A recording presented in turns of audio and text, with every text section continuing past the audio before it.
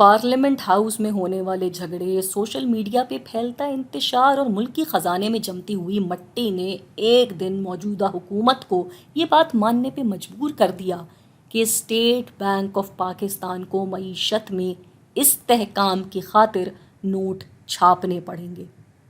چاروں ناچار state bank of Pakistan نے چھاپے 10-10 روپے والے 4 نوٹ۔ ارے ہاں بھائی، صرف 4 نوٹ، آپ کہانی پہ فوکس کریں، ابھی نوٹ نہ گنے۔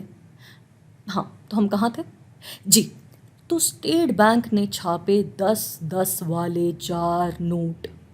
اب فکر یہ آئی کہ بھلا ان نوٹوں کو عام عوام تک کیسے پہنچایا جائے۔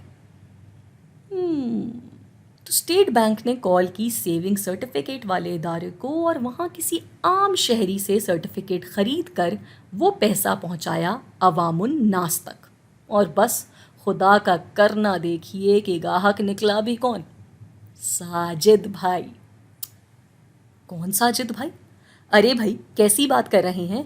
یہی ساجد بھائی، ان کی پھپھی کے سسر کی بہن کے بڑے بیٹے کے سالے، ساجد بھائی۔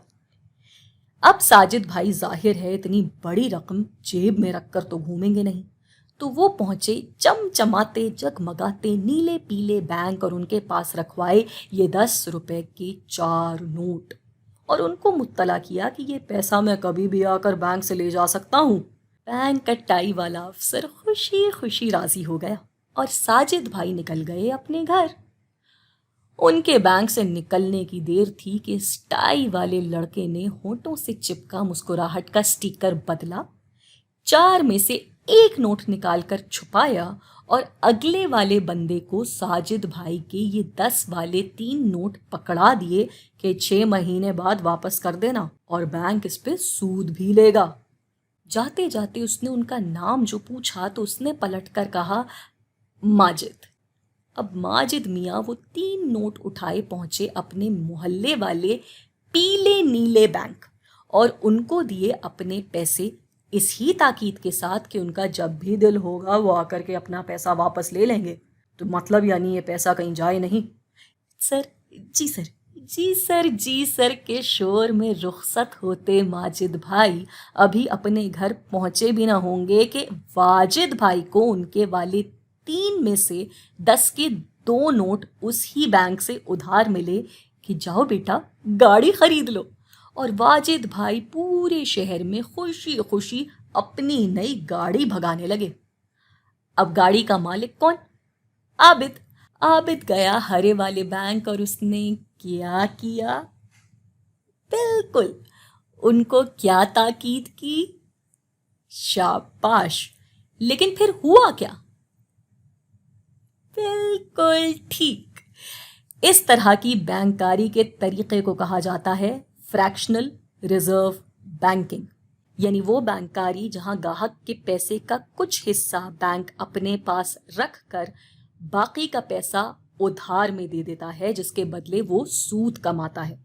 بے شک گاہکوں سے وعدہ یہی ہوتا ہے کہ ان کا پیسہ محفوظ ہے، مگر پیسہ ہوتا کہاں ہے؟ بالکل ٹھیک، دوسرے گاہکوں کے پاس۔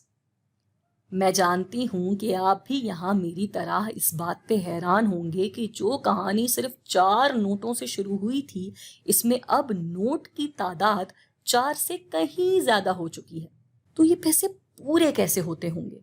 تو یہاں یاد رہے کہ چھپے ہوئے نوٹ صرف 4 ہیں، باقی تو بینک والے ضرور دعائیں دیتے ہوں گے اس دن کو جب ٹیکنالوجی نے دنیا میں قدم جمایا، کیونکہ مشین یا موبائل سے ٹرانسفر ہونے والا پیسہ یا چیک کے ذریعے ادا کی جانے والی رقم کے لیے چھپے ہوئے نوٹوں کی ضرورت نہیں ہوتی، اس لیے بینک کا کام چلتا رہتا ہے۔ ہاں، البتہ اس کہانی سے ہم نے سیکھا کیا؟